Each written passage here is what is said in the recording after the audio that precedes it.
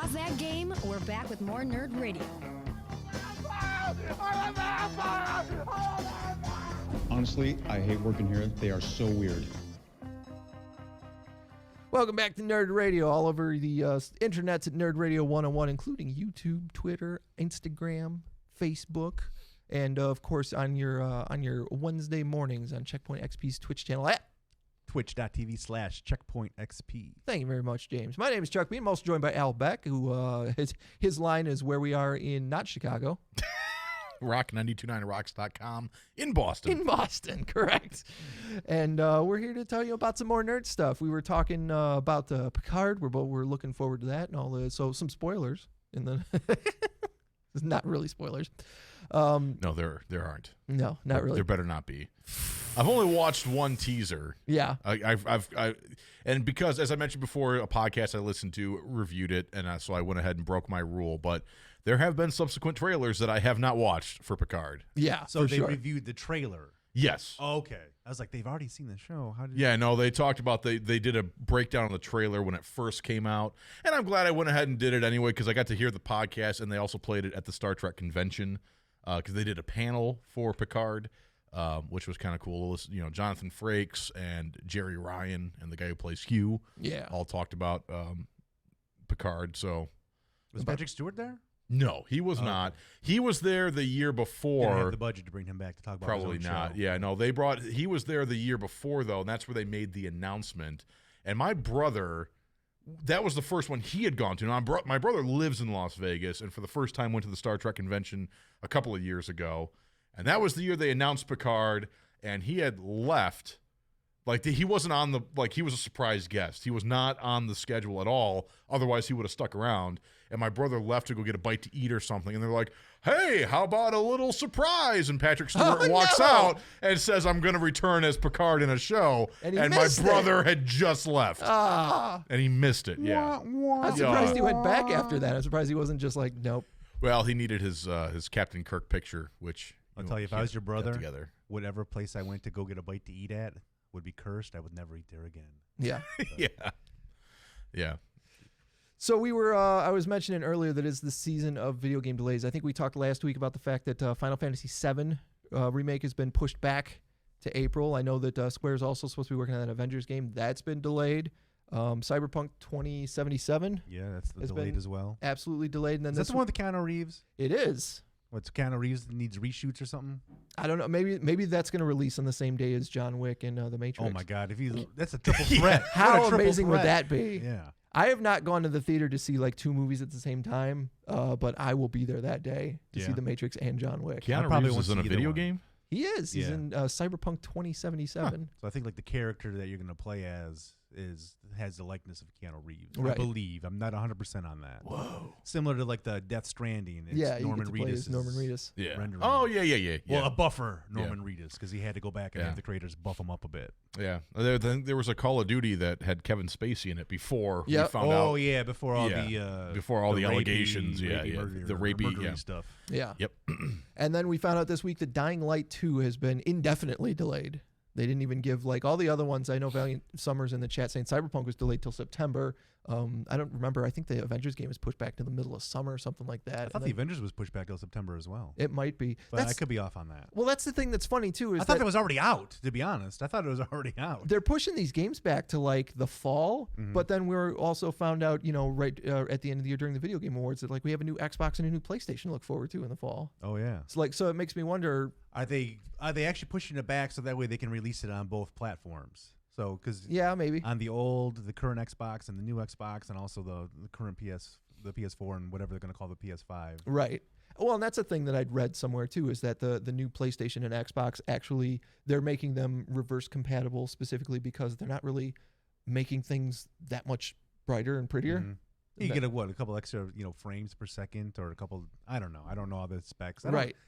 I'm not the type of person that's like, oh my god, I got to read all the specs on the system. Am I going to get like 8,000? Am I going to get 8K digital? I don't care. It absolutely feels like we've definitely hit. I know me and Al talked about it, a couple years ago. Between the PS3 and the PS4, the jump was significantly less than it was between like the PlayStation and the PlayStation 2. Well, it seems like every new system, like we have talked about this, but every new system we would get, we were like, whoa, like it looks real, and then I remember thinking that about the PS2, playing Medal of Honor or that first Madden on the PS2 blew my mind. First time I played Grand Theft Auto on the PS2. Oh my God, it was amazing.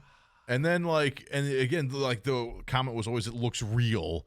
And you go back now, it looks blocky and terrible, but by comparison to where it came from, same thing. When you went from the 2 to the 3, it blew my mind. And the 4 is like, yeah, it looks better, but it didn't blow my mind, Right. you notice the difference, but it wasn't huge. Yeah. Well, another game I wanted to tell you guys about that is getting delayed. I don't know if you guys even knew this was coming out. It was supposed to come out on February 28th in an Iron Man VR game for the PlayStation. Iron Man VR? Yeah. Sweet. You get to fly around in the Iron Man armor. It rings a bell. Blast stuff, whatever like that. Well, that's coming out in May now. It's supposed to come out in February. Now it's coming out in May. Can you fly around, though? Because a lot of those VR games, you can't really move around. It's like puzzles. You solve puzzles with the helmet on your face. Or if there's any movement, it's usually like a rail shooter. Like there's a predetermined, it's like a roller coaster. That's why it's called a rail shooter. Well, there is like when I was playing the LA Noire case files or whatever for the VR, like you could move around. There's even a point where you can drive a car. Yeah. But the graphics aren't as good because they got to give up some of that processing power. You know what I mean? So but the Batman game. Yeah, I was really disappointed in that Batman game. But it looks phenomenal. Yeah, but you you're can't. There, it's great, but you just sort of hey, I kind of want to observe the alley from this other area. So you just sort of grappling hook over there. Yeah. You just sort of decide I want to be over there now, and then it just fades out and fades back. And it's more so you don't even get the animation of you going from point A to point B? No. It just fades to black and fades back in. Yeah. And it's all about finding clues. I only played the first crime scene. Or being the detective. Well, it took me forever to figure out how to get out of the Batcave, number one. I'm like, how do I get out of the Batcave? Yeah. I can't get out of the Batcave. Next thing I know, all I'm doing is solving a crime. I'm like, I'm not here to solve a crime. I'm here to I want to punch the Joker. Yeah, I'm here to take bad guys down, and I'm not some sort of bit detective here. Yeah. I'm the freaking Dark Knight. I want to do Dark Knight stuff. I think you used the perfect word to describe it when you said puzzle. Yeah, it's more of a puzzle solver. You solve puzzles. It's not like playing Arkham Asylum or Arkham City where you're fighting or taking whatever. Bad guys I will say, without saying what actually happened, there was a big VR moment that made me go and jump. Yeah. While I was jump scare in there? Yes, towards the end of the game. Okay. Which, if you want to know what it is, I'll tell you, but I'll do it off air. Yeah, do it off air so we don't upset anybody. Yeah. But was it a very long game? No, it wasn't very long. Yeah, that's the one thing that I'm kind of disappointed with some of the VR I'll put it this stuff. way, James. I finished it. Okay, wow. Good point.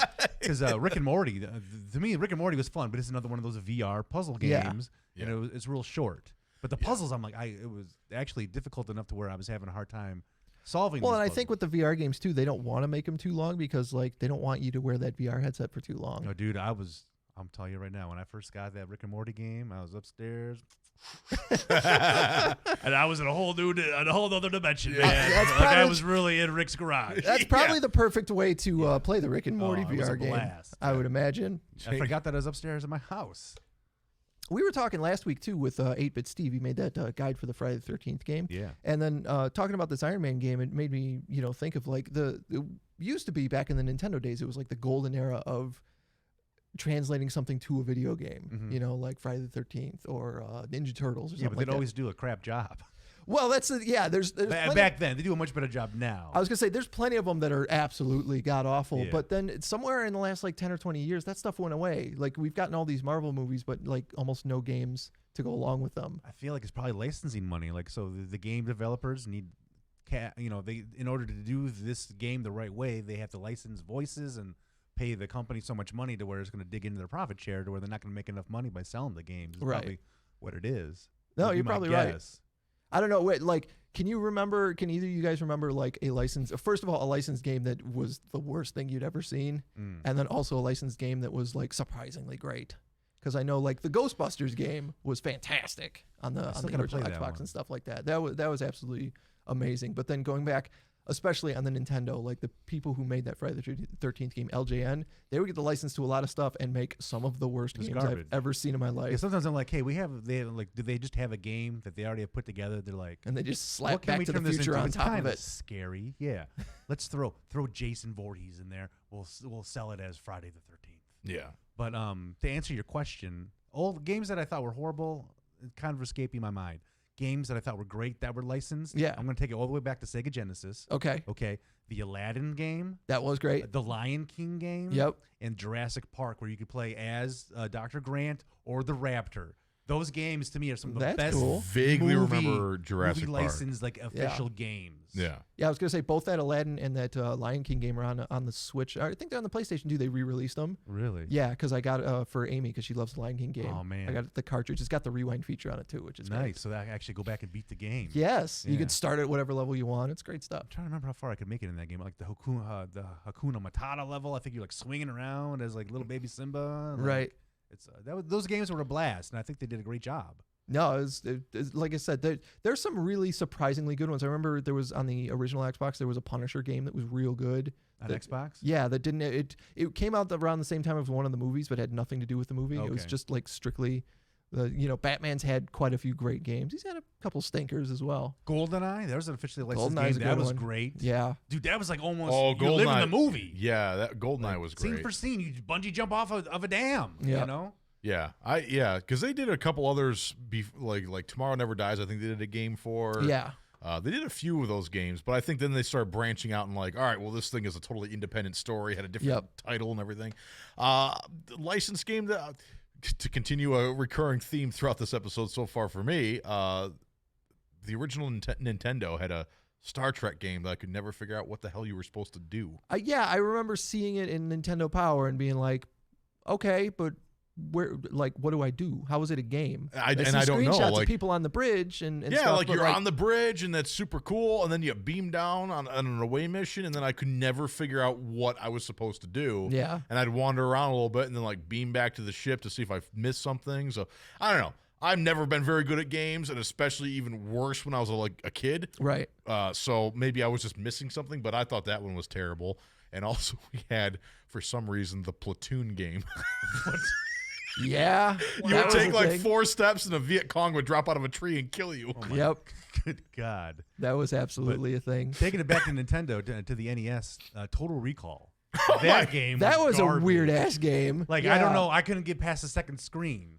Like, you wake up, you walk out of a room, and you get shot. Yeah. Oh Or you my got to God. fight a chick. I think you fight that chick, and the chick just beats your ass. I'm like, I don't know what I'm supposed Sharon to do. Stone. Sharon Stone beats you Yeah, up. whatever the digital NES Sharon Stone kicks your ass. Right. And I was like, forget this. I'm Is going that to the movie with the 3 titties? It is. 8-bit Yeah. 3 titties? I don't think there are I don't 8-bit 3 think- titties in there. I don't think they had three titties in there. Oh, man. But in the movie. 3-bit titties. Yeah. The Nintendo was kind of the golden age of licensing games and either them coming, because I love that original Ninja Turtles game. It's very strange, Yeah. but I love it. Yeah, it's super, super weird. Yeah. And And then, the subsequent ones like the arcade game and stuff like that, those were great. yeah, once the arcade game, Turtles in Time. Yep. Oh, so much fun. But I was going to say another game. Oh, so like if you want to go all the way back to Atari, I never played it, but the ET game. Oh, yeah. There's like a whole documentary on how they just pretty much slapped the ET name on there just to sell games, and the game is total garbage, total trash. I can't remember why I know how that game works, but I feel like ever since I was a kid, I knew how to play. Like, I know, okay, you find the phone pieces that spell out ET, and then you go back to the thing, and you get in your ship, and that's the end of the game. And then don't let this guy touch you or take away your Reese's Pieces, and don't let this guy touch you or take you back to the building. my Reese's Pieces. Don't touch his Reese's Pieces, man. He's coming for my Reese's Pieces. Right. I connect with that, though. That's I do love me some Reese's Pieces. Losing your Reese's Pieces? I do love me some Reese's Don't Pieces. Yeah. keep your hands off. I laughed. I Al's cried. Reese's E.T.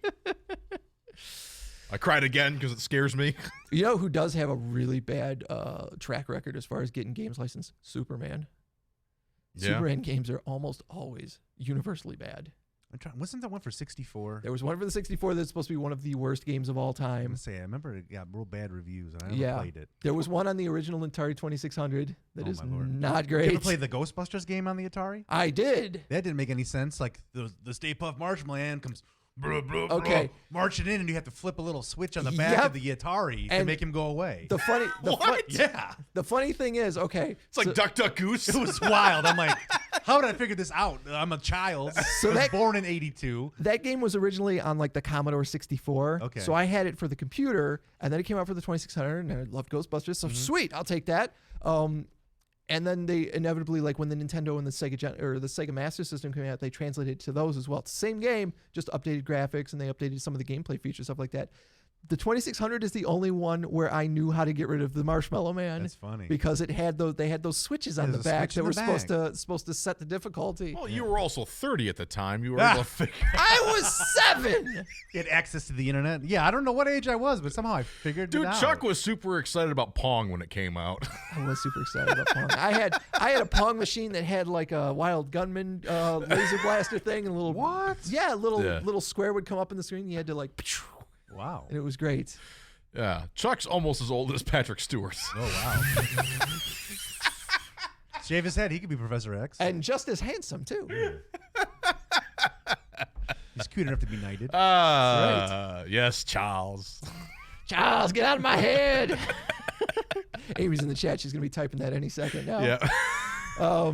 So here's something that's going on too. We just found out this week. The Henry Ford Museum, which is here in the Motor City, is getting a Marvel exhibit. Very cool. Yeah, that's so exciting. They're gonna have a bunch of different stuff, like some comic books, some movie props, some of the costumes, and starting Saturday, March 28th, we're getting like the first look at all this. Awesome. I can't wait, man. That's super cool. I really liked the Star Trek exhibit that they had there.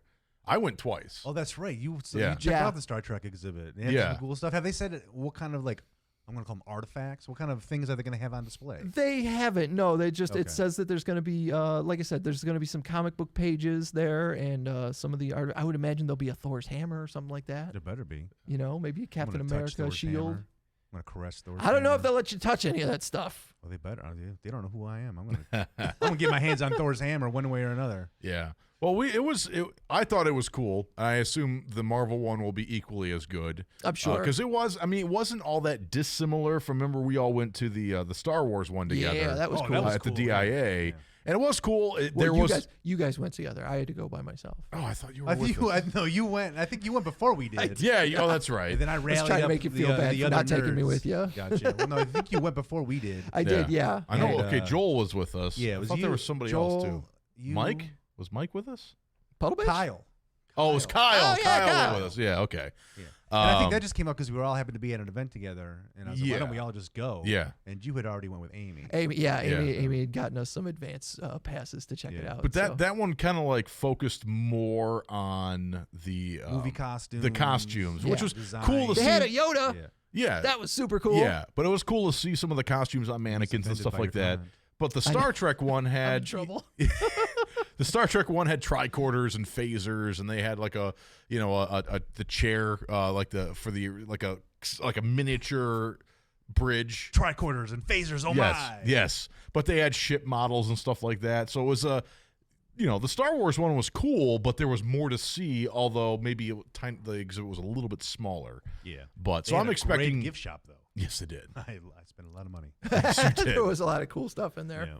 Yeah, I think we spent more time in the gift shop. Yeah, than this. almost. I'm like rushing through the exhibit. Where's the gift shop? Here's my wallet, and all the money just Yeah. flies. I don't out. care about this stormtrooper outfit. Yeah, Where's yeah. the gift shop? It was cool to see the Darth Vader costume, but then it was a little bit of a bummer. We're like, oh my god, it's from Episode 3. Yeah.